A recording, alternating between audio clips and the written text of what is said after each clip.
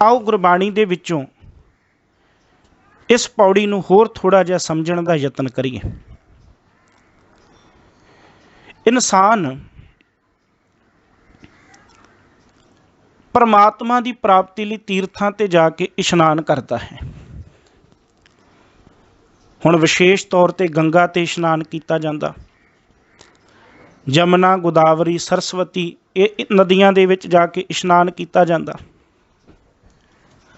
पर गुरु बाबा जी ने बाणी दे विच बचन कहे, कहन लगे गंगा जमुना गोदावरी सरस्वती ते करें उद्यम। कादा उद्यम करते ने?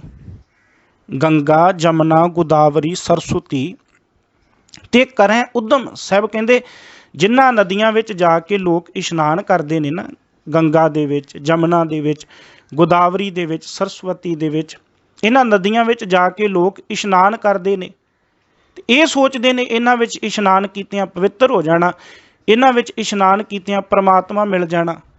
ते गुरु बाबा जी कहते ये तो खुद उद्यम करदियां ने, कादे लई? धूर साधु की ताई, गुरु दी चरण धूड़ प्राप्त करन लई। जिन्हां विच जाके लोग इशनान करते ने कि असीं इन्हां विच इशनान करके पवित्र हो जाना, साडे पाप धोते जाने। साहब कहते वो तो खुद गुरु दी चरण धूड़ी नूं लोचदियां ने ते की कहिंदियां ने? किल विख मैल भरे भरे हमरै विच, कि जिन्हां ने अपने जीवन विच पाप कीते ने, मैल नाल भरे भरे पए ने, वो साडे विच आके अपनी मैल उतार दिंदे ने। किल विख मैल भरे भरे हमरै विच, भी साडे विच जा आके इशनान करते ने, नहाउंदे ने। हमरी मैल साधु की धूर गवाई, पर साडी मैल कौन गवाउंदे ने?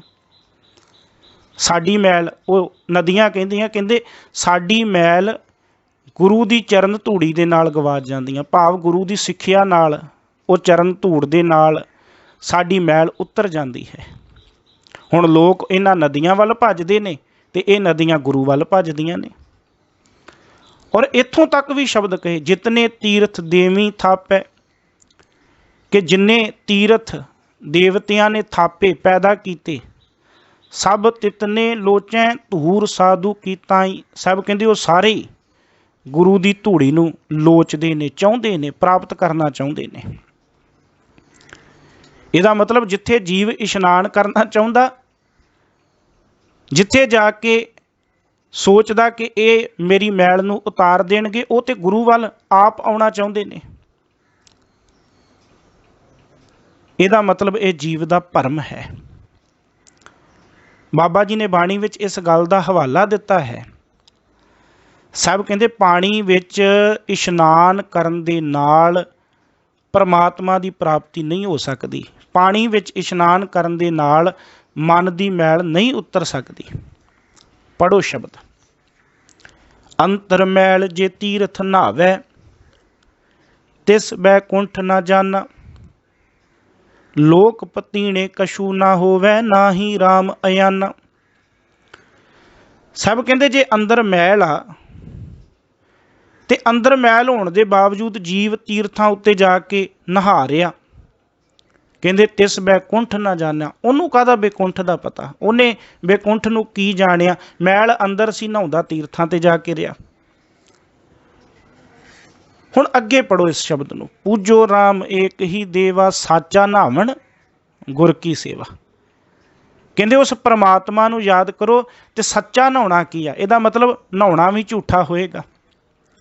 आ जिहड़े असीं पानी विच नहाउंदे फिरदे आ, तीर्थां ते नहाउंदे फिरदे, इहदा मतलब ये झूठा नहाउणा है। सच्चा नहाउणा की है? बाबे ने कहा साचा नहावण गुर की सेवा, गुरु की दसी हुई सेवा करनी, आह सच्चा नहाउणा है। हुण इत्थे पानी की वरतों तो नहीं हो रही, इत्थे ते गुरु की सिੱਖਿਆ दे विच अपने आप नूं ढालिया जा रहा, गुरु के उपदेश विच अपने आप नूं ढालिया जा रहा, गुरु के हुक्म नूं अपने जीवन विच कमाया जा रहा। आ है सच्चा नहाउणा। और इत्थे तक भी नहीं बस कीती बाबे कबीर साहब जी ने, कहण लगे जल कै मज्जन जे गत होवै, नित नित मेंढुक नहावै। साहब कहते जे पानी विच नहाउण दे नाल मुक्ति मिलती हुंदी ते जिहड़ा डड्डू है वो रोज़ ही नहाउंदा। ਨਿਤ ਨਿਤ ਮੇਂਢੁਕ, ਮੇਂਢੁਕ ਕਹਿੰਦੇ ਡੱਡੂ ਨੂੰ, ਕਹਿੰਦੇ ਡੱਡੂ ਤੇ ਰੋਜ਼ ਹੀ ਪਾਣੀ ਵਿੱਚ ਨਹਾਉਂਦਾ। ਜੈਸੇ ਮੇਂਢੁਕ ਤੈਸੇ ਓਏ ਨਰ, ਫਿਰ ਜੋਨੀ ਆਵੇਂ।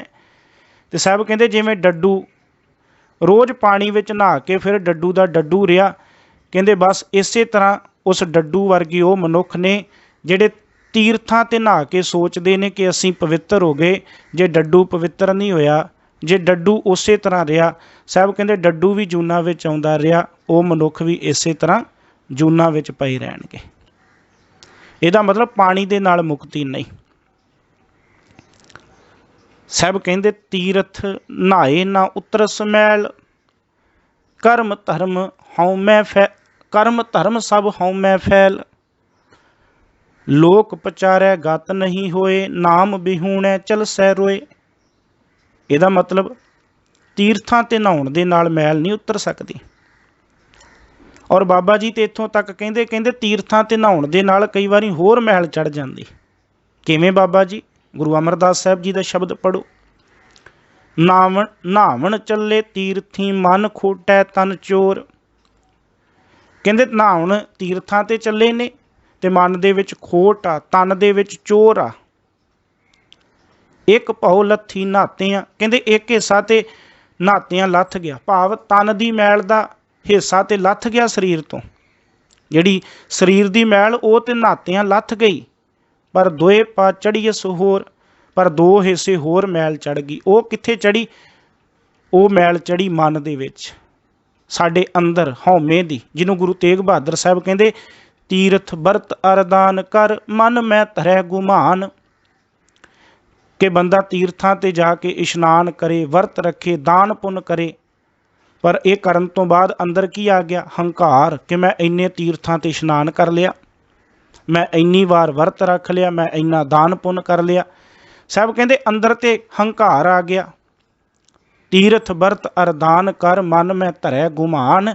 ਸਾਹਿਬ ਜੀ ਪ੍ਰਵਾਨ ਹੋਏਗਾ ਇਹ ਸਾਰਾ ਕੁਝ? ਗੁਰੂ ਤੇਗ ਬਹਾਦਰ ਸਾਹਿਬ ਕਹਿੰਦੇ ਨਹੀਂ, ਨਾਨਕ ਨਿਹਫਲ ਜਾਤ ਤਹਿ। ਇਹ ਸਾਰਾ ਕੁਝ ਹੀ ਕੀਤਾ ਵਿਅਰਥ ਚਲਾ ਗਿਆ।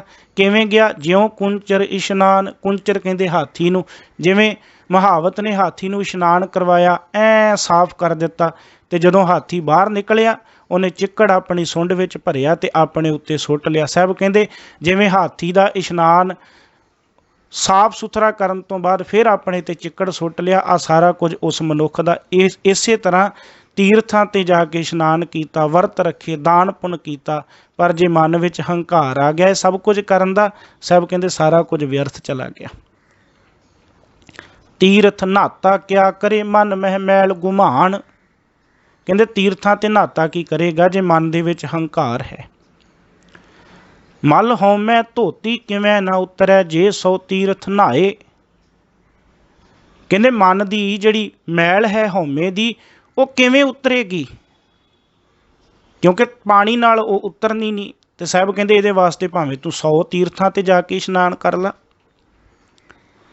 ਤਟ ਤੀਰਥ ਦੇ ਸੰਤਰ ਭਵੈ ਅਹੰਕਾਰੀ।